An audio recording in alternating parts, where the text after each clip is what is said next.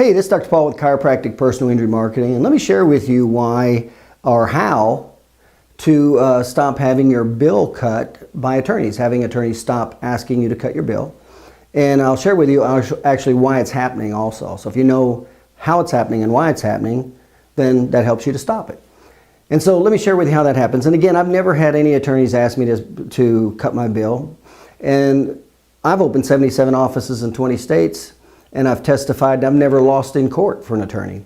And so we have a little bit of an experience on how this works. And so here's what happens is there's three components that will make up your case. And basically, when you don't have this information, it lowers the amount of potential injury award. And it's a ratio between the medical bills, especially yours. A lot of times, soft tissue injury cases, it's just the chiropractic bill a lot of times. But it's the medical bill ratio relative to the injury award that will determine essentially if the attorney is going to ask you to cut your money, ask you to reduce your bill. And he actually has to a lot of times. And here's why. It's a 3-to-1 ratio. So if your documentation does not support an injury award that is 3 times the medical expenses, and let's just say your medical expenses are the only expenses involved.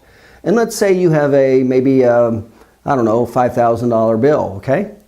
And so if you do not know how to document that case to bring home a threefold, or in this case, greater than $15,000, then the attorney definitely has to ask you to cut your bill because it's out of total disproportion.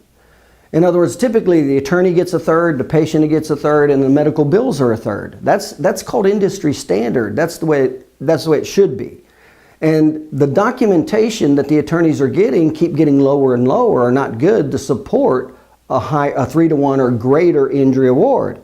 And so they're stuck. Their hands are tied. They can only get an injury award based on the documentation that the doctors give them. That's it. So if you don't give them the documentation that can increase their award threefold or better, then they pretty much have to ask you to cut your bill. And so this is what you want to do. This is how you stop it. So these are the 3 categories of documentation. First, there's 5 categories of what are called financial drivers, or what are called primary financial drivers. Meaning there's 5 separate categories in the patient's healthcare that are documented, and if you don't document those, then that's less of an injury award that attorney can go for. So every time you don't have this documentation, you're limiting what that attorney can do, and you're kind of forcing him to make you cut your bill. That's kind of what's happening. Now, the second part of the equation, is let's say you document all 5 categories of the financial drivers well. And by the way, that's based on Colossus and Colossus injury type of software. Over 80% of the insurances use these types of software. So the second category is, and by the way, there's what's called secondary financial drivers too. But obviously primary, these top 5 are the most important. And then there's also what's called secondary financial drivers. Now, the second part of the equation to stop the attorney is after you have this documentation, it needs to be formatted in 6 categories. And what it does is it builds the case, and it makes it stronger and stronger and stronger, and basically it makes it bigger and bigger from a financial standpoint.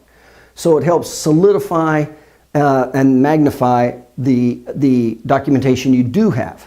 Now, these are the 6 steps that I used with my documentation to never lose in court. Those 6 steps should be in narrative reports, they should be in depositions, or if you testify in court. That's exactly how it should be documented, because it builds and magnifies. It's like a magnifying glass. It just builds everything and solidifies it. Now, that's what wins cases. But now you also have to have documentation to defend the case. And there's 2 common areas that the insurance company is going to come at the case to reduce their financial responsibility. So you have to have the documentation in place to minimize or negate the insurance company helping to reduce the claim. Those are the 3 categories. So if you if you have knowledge and skill to document all 5 of the financial driver categories and the secondary financial categories, then you know how to put it in the format of the 6 steps to magnify it and solidify the case. And then you include the documentation that defends it. That's when you hand that attorney a case that will definitely go greater than 3 to 1 or 3 to 1. And I'll just tell you, I've talked with several attorneys, and a lot of them say they'll even take the case. I said, well, how much money do you need to make where you would definitely take this case to court, slam dunk, and not just run it through the mill? And they said, basically, I've heard it's $20,000. So if the attorney can make, so if you put that into the ratio, so that's 60, a third, a third, a third. In other words, if your documentation can do that and get him $20,000, he will be more than glad to not just fly by night and take a low ball offer and go to the next one. But the big problem with, and I get this all the time, doctors call me and say, how can I get this attorney to stop asking to cut my bill?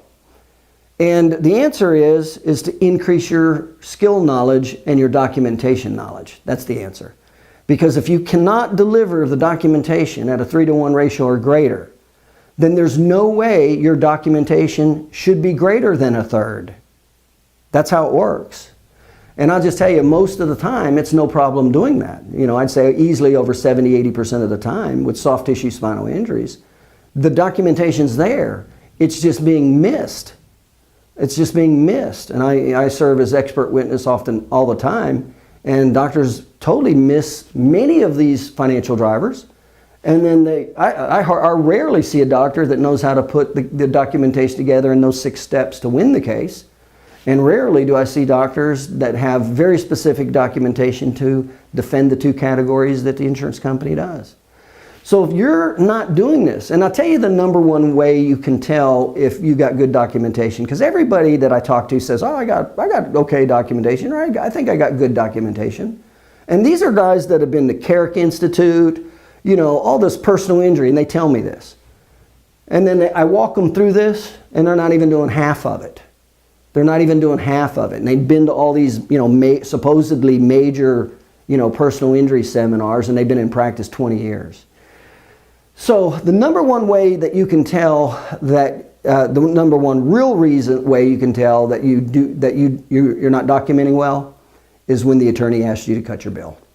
That's a clear sign that you are not documenting what is necessary to create the injury award ratio of what it should be relative to your bill.